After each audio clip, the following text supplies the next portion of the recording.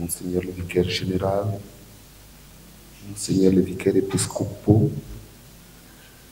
chers curés, vicaires, confrères dans le sacerdoce, et chers peuples de Dieu, venez prier avec nous dans cette Eucharistie. Loué soit Jésus-Christ. Aujourd'hui, nous continuons ce que nous avons commencé hier en arrivant. Nous continuons notre semaine spéciale, celle de prière, celle de célébrer aussi notre fraternité, celle que nous confions au Seigneur chaque année pour le bien de notre peuple, à qui, vers qui et pour qui nous sommes prêts. Il est heureux, comme nous l'avons dit, que nous commencions ces célébrations par une solennité. La Providence l'a voulu ainsi, un peu comme pour nous rappeler que vous êtes d'abord des apôtres, à la suite des autres apôtres. Nous faisons partie de cette longue chaîne ininterrompue, commencée depuis Pierre et Paul, qui se poursuit et ne s'achèvera qu'avec le retour de notre Seigneur dans la gloire. Grande responsabilité que celle-là, mais aussi grand honneur, privilège que nous savons goûter. Aujourd'hui, nous célébrons Saint Pierre et Paul. Après les mystères du Seigneur, il y a les mystères de la Vierge Marie. En troisième degré de célébration, il y a les mystères des apôtres, les fêtes des apôtres. Chaque mois de l'année, il y a une fête d'apôtres. Donc pour les, on va dire les 10 autres apôtres, ou 11, ça s'appelle fête. Mais pour Pierre et Paul, on ne sait pas si l'adjonction, l'addition de 2 fêtes qui a donné solennité. Alors c'est le cas pour eux. C'est une solennité. Et c'est l'unique fois où 2 apôtres sont célébrés ensemble. L'Église a un grand message pour cela. Pour dire, voilà les 2 colonnes que le Christ a établies pour soutenir et éclairer son Église. Avec la même grâce, mais exprimée dans 2 charismes différents. Pierre, dans le charisme de la hiérarchie, et Paul, dans le charisme de la parole. Alors, les 2, aussi bien qu'ils peuvent être différents par leur personnalité, à leurs origines, à leurs appels respectifs, mais ils sont surtout complémentaires. Alors nous voulons d'abord prendre Pierre. Qui est Pierre? C'est ce brave pêcheur du bord du lac, dont le chemin, ou plutôt la pirogue, la barque, un matin a croisé Jésus qui était venu là. Il le prit dans sa barque. Et Jésus a prêché. Après cela, Pierre a réalisé qui il avait pris dans sa barque. Il dit, Seigneur, éloigne-toi de moi, je suis un homme pécheur. Jésus le rassure. Non, ne crains pas.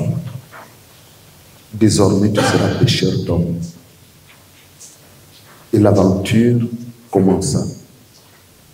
Et Pierre mit la main à la charrue et il n'a plus jamais regardé en arrière.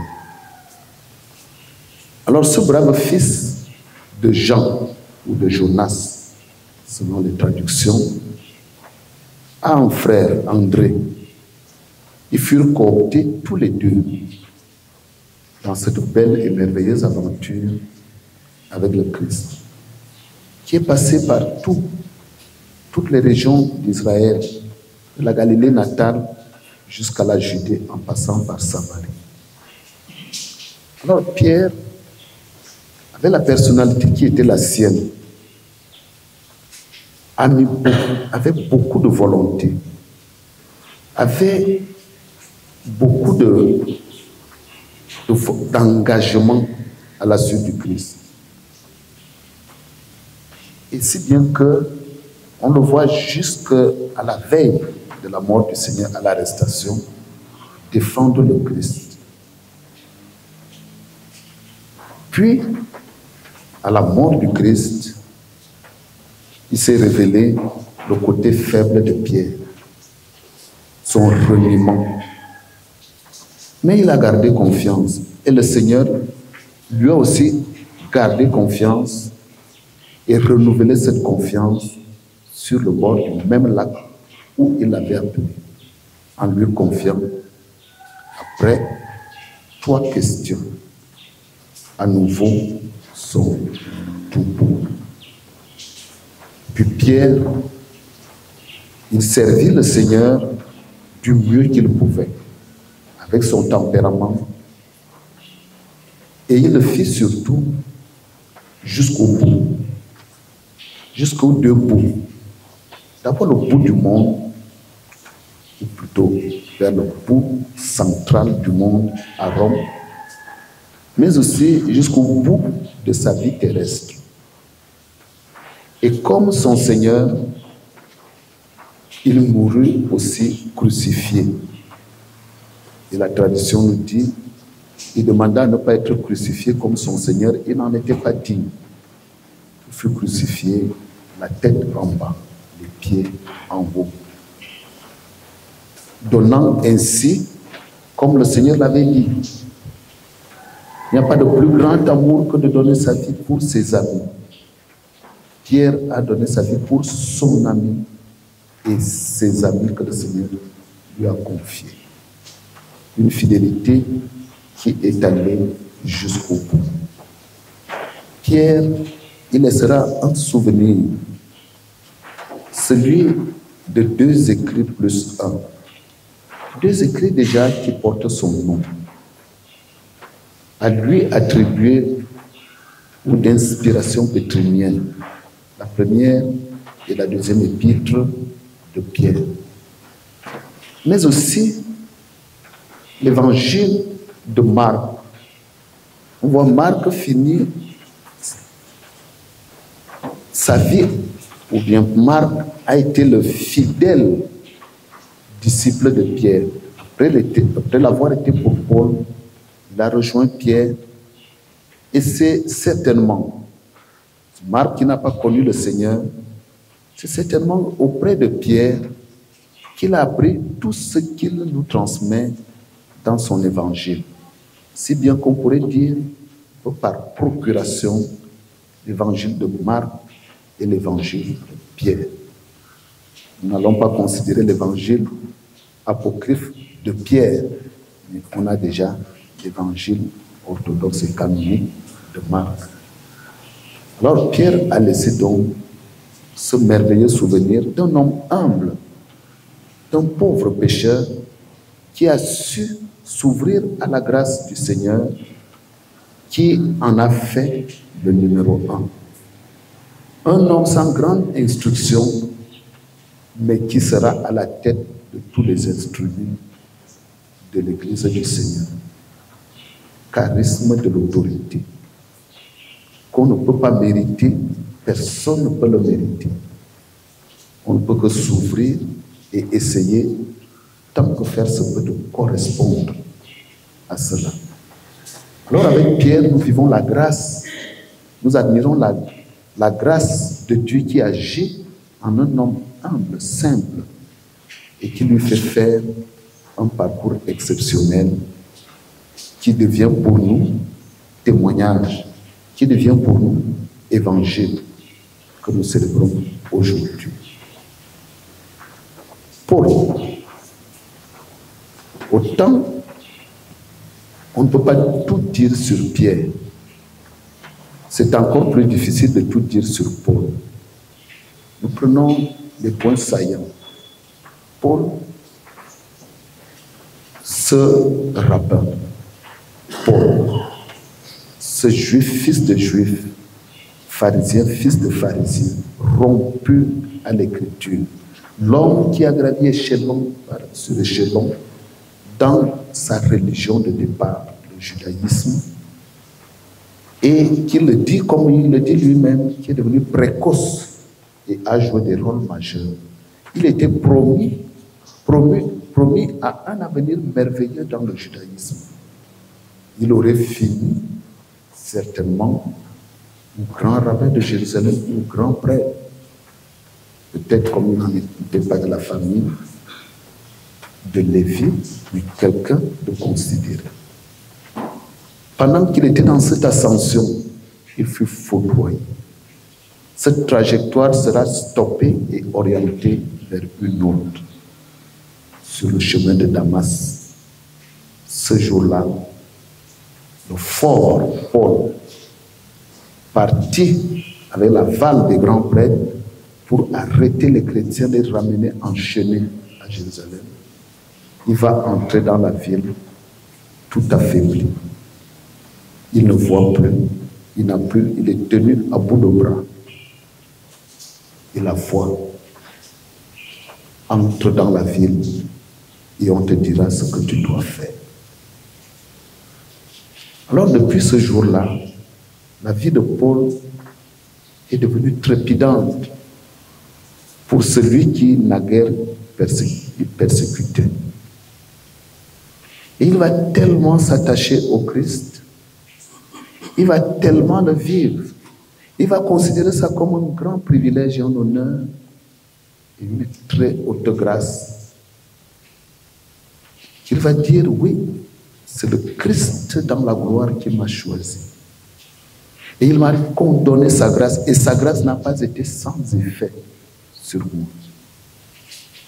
Comme Pierre a dit, oui Seigneur, je t'aime, et tu le sais. Alors Paul pouvait aussi dire, ma vie, c'est le Christ. Et mourir pour moi est un gain. Car je vis, mais ce n'est plus moi, c'est le Christ qui vit en moi. Il a été avec Jésus dans une union hypostatique. Une osmose parfaite. Alors lui aussi manifestait cette grâce du Seigneur qui agit. Le Seigneur lui-même lui a dit, Paul s'indignait de rester prisonnier dans ce corps de pécheur. Qui me débarrassera de ce corps de pécheur? Ma grâce te suffit.